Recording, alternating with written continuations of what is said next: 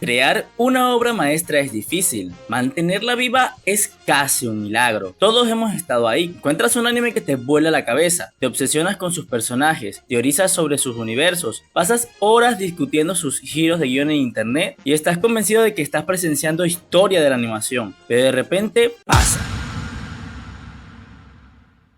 Un solo capítulo, una sola decisión de producción o un cambio absurdo en las reglas de su propio mundo bastan para que todo el castillo de naipes se derrumbe. Hoy no vamos a hablar de finales malos, no, el final es solo la consecuencia. Hoy vamos a viajar al pasado para desenterrar el cadáver de 5 joyas de la industria y señalar el minuto exacto en que la magia se rompió o se terminó, el instante preciso en que una decisión arruinó estas historias para siempre. Prepárate, porque hoy vamos a analizar cómo el éxito, la prisa y la falta de respeto al espectador destruyeron los mejores animes de nuestra época. Y te lo advierto, el puesto número 1 te va a doler tanto como a mí. Antes de comenzar, quiero enviarle un saludo a esta personita por comentar en el video anterior. Si quieres ser saludado, te recomiendo que dejes un comentario. The Promised Neverland. En el año 2019, The Promised Neverland le demostró al mundo que no necesita superpoderes ni batallas continentales para paralizar el corazón del espectador. La primera temporada es una cátedra de suspenso, terror psicológico y estrategia. Emma, Norman y Rey no eran guerreros, eran niños atrapados en un matadero de alta sociedad, jugando un juego de ajedrez mortal contra una de las antagonistas más complejas y humanas de la industria, la madre Isabela. Cada pared del orfanato se sentía claustrofóbica, cada mirada de Isabela te hacía sudar frío. Cuando la primera temporada termina con ese escape magistral, la promesa es clara, el mundo exterior iba a ser un infierno de supervivencia salvaje. El momento del desastre, temporada 2, capítulo 1, los primeros 20 minutos básicamente. ¿Por qué este es el momento exacto? Porque aquí la producción tomó la decisión más incomprensible e insultante de la última década. En lugar de adaptar el manga con el respeto que se merecía, decidieron que el ritmo de una obra maestra del suspenso debía convertirse en un speedrun. Para que lo entiendas, decidieron borrar de la existencia el arco de Golden Pond. Si no leíste el manga, te lo voy a explicar un poco. Golden Pond es, por consenso absoluto de la mayoría de la comunidad, el mejor arco de toda la obra. Era un coto de caza donde demonios aristócratas cazaban niños por pura diversión. Era donde la serie se volvía madura, oscura, donde conocíamos a personajes fundamentales como Mr. Lucas, que le daban peso emocional a la supervivencia. Al eliminar esto en el mismísimo primer capítulo de la segunda temporada para acelerar la trama, el anime perdió su alma. Los niños encontraban refugios ultra tecnológicos completamente equipados en 5 minutos, resolvían misterios ancestrales leyendo un libro de recetas, y el peligro desapareció. Convirtieron un thriller psicológico de supervivencia en una aventura genérica y apresurada que terminó literalmente con un PowerPoint de 3 minutos resumiendo el final de la historia, porque ya no sabían cómo salir del agujero que ellos mismos habían cavado. Un crimen imperdonable a la animación. Bleach. Hubo un tiempo donde Bleach miraba a los ojos a Naruto y One Piece como un igual, el Big 3 de la Shonen Jump, y gran parte de ese éxito se debió a un hombre, Hosuke Aizen. No era solo un villano, era el titiritero definitivo. Cada derrota de Ichigo, cada paso que daba la sociedad de almas, todo estaba fríamente calculado por su intelecto superior. La saga de los Arrancar y la batalla en la falsa ciudad de Karakura fueron la cúspide de la serie. Cuando Ichigo sacrifica todos sus poderes de Shinigami, desatando el Mugetsu para derrotar a un Aizen que se había convertido en un dios, el mundo del anime se detuvo. Era un cierre poético, épico, perfecto. Ichigo despedía a Rukia mientras sus poderes se desvanecían. Fin, una obra de arte. ¿Cuál es el momento exacto?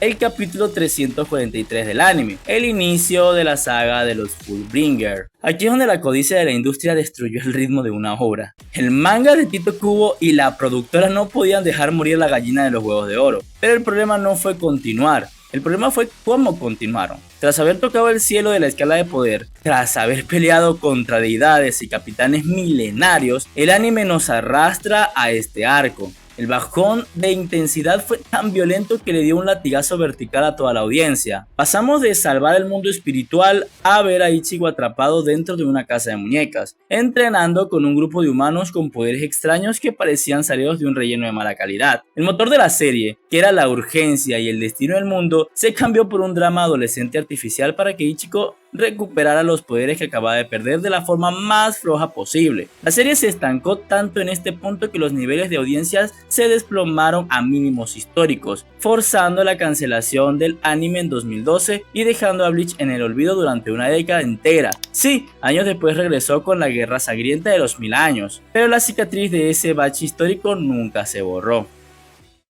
Nanatsu no Taizai.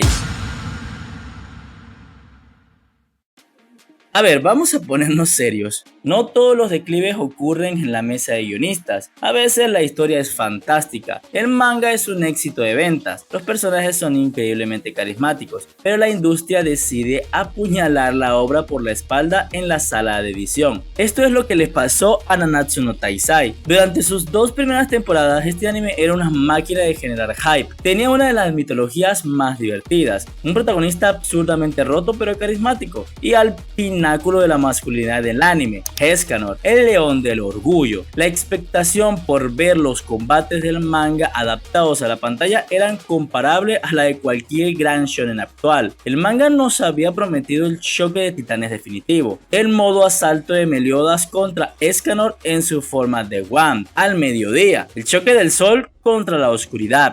Y llegó ese capítulo 12 de la temporada 3, especialmente alrededor del minuto 12, la pelea de Meliodas contra Escanor. Esto no fue solo un bajón de calidad, fue una humillación pública. Debido a problemas de agenda en la productora de Animeplex, la serie fue retirada de los brazos del talentoso A1 Pictures y arrojada a toda prisa a las manos de Studio Dim, quienes a su vez subcontrataron el trabajo a un estudio menor llamado Mervy Jack. El resultado fue una de las mayores vergüenzas de la historia del medio. El combate que debía romper el internet se convirtió en un meme de diapositivas estáticas, proporciones anatómicas deformes, personajes que se movían como si tuvieran lag. En ese preciso capítulo, Nanatsu no Taizai dejó de ser un anime de élite para convertirse en el hazmerreír de las redes sociales. Rompieron la inmersión de tal manera que el espectador ya no podía tomarse en serio la trama ni el peligro, porque los personajes daban lástima visual, una obra destruida por la tacañería y la mala planificación temporal. Naruto Shippuden. Naruto es una institución de la cultura pop, y lo que hizo grande a esta obra en sus inicios fue una regla muy clara: el esfuerzo supera al talento natural y la estrategia vence a la fuerza bruta, o eso es lo que nos hicieron sentir en el inicio de la obra. Recuerda la pelea de Naruto y Sasuke contra Zabuza, o el examen Chunin, incluso en Shippuden. Batallas como la de Shikamaru vengando a Asuma nos demostraron que el chakra era un recurso limitado y que la inteligencia militar lo era todo. Los ninjas se escondían en las sombras, usaban trampas, calculaban cada movimiento. El universo tenía coherencia, incluso la saga de Pain, con toda su destrucción masiva, respetaba la lógica interna. Pain tenía un límite de tiempo para usar sus poderes y Naruto tuvo que usar el modo sabio estratégicamente. Entonces, ¿cuál es el momento cumbre? Adivínenlo. Capítulo 458 de Naruto Shippuden, o mejor conocido como el momento en el que Madara Uchiha es traicionado por el Zetsu Negro para revivir a Kaguya Otsutsuki.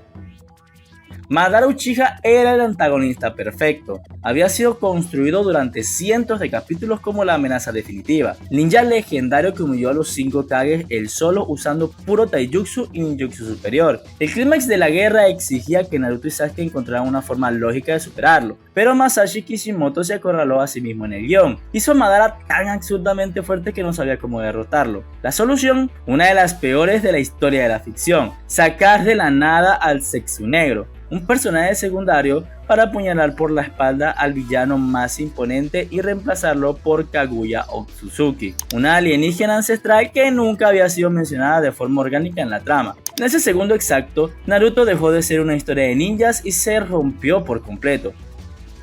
El mensaje original de la serie fue pisoteado al revelar que Naruto y Sasuke eran en realidad las reencarnaciones divinas de los hijos de Kaguya, predestinados a ser dioses desde el nacimiento.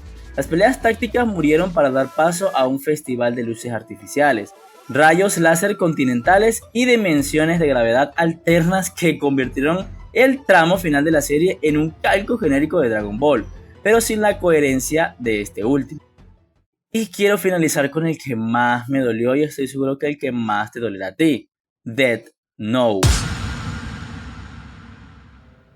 Llegamos al rey indiscutible de esta lista, el ejemplo de manual que enseñan en las escuelas de guión sobre cómo matar tu propia historia, o por lo menos gran parte de ella. Death Note no era solo un anime, era un fenómeno cultural, un thriller psicológico perfecto que basaba todo su atractivo en la dinámica del gato y el ratón. Por un lado, Light Yagami, un genio ególatra con complejo de Dios. Por el otro, L, el mejor detective del mundo, un bicho raro que operaba bajo una lógica implacable. Cada conversación entre ellos era un campo de minas. Cada silencio, cada taza de café, cada movimiento en falso podía significar la muerte o la prisión. No necesitaban explosiones ni transformaciones. El espectador estaba al borde del asiento viendo a dos mentes brillantes intentar destruirse mutuamente en una votación cerrada. Era un duelo de titanes simétrico, donde ambos estaban al mismo nivel, y llegó ese fatídico momento. Quiero ser preciso. Capítulo 25, minuto 20 con 15 segundos. L cierra los ojos y muere en los brazos de Light.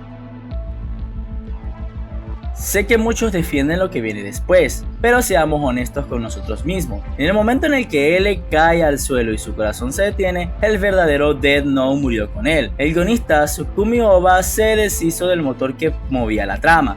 Al eliminar la L, la serie perdió su contrapeso. ¿Y cuál fue la solución para rellenar ese vacío enorme? Dividir la personalidad de L en dos personajes que llegaron tarde a la fiesta, Nier y Melo. Nier era el lado analítico, pero sin el carisma ni las cosas excéntricas que hacían entrañable a L. Y Melo era el lado impulsivo y violento. Ninguno de los dos de forma individual, ni siquiera combinados, lograron replicar la química y la tensión del duelo original. A partir de este minuto exacto, la serie se sintió cuesta arriba. El ritmo se volvió apresurado. La lógica de Light empezó a cometer errores absurdos que el Light de la primera mitad jamás habría cometido, y el suspenso psicológico se diluyó en explicaciones de reglas de libretas falsas que aburrieron a gran parte de la audiencia. La muerte de L fue un giro de guión valiente, sí, pero el disparo en el pie que le quitó la magia a una obra que estaba destinada a ser perfecta de principio a fin.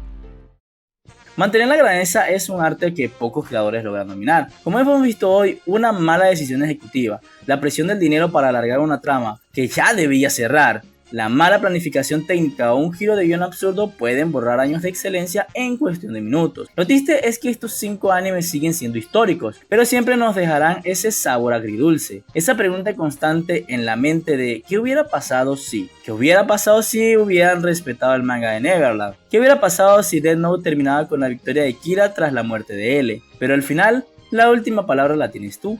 ¿Estás de acuerdo con estos 5 momentos exactos o crees que exageré un poco con algunos? ¿Cuál fue el momento preciso en que tu anime favorito se arruinó para siempre? Déjame en los comentarios, porque voy a estar leyendo y debatiendo con ustedes aquí abajo. Si te gustó este análisis, no olvides dejar tu like y suscribirte al canal para no perderte el próximo video y compartirlo con ese amigo que todavía sufre con el final de Naruto. Un abrazo y nos vemos en la próxima.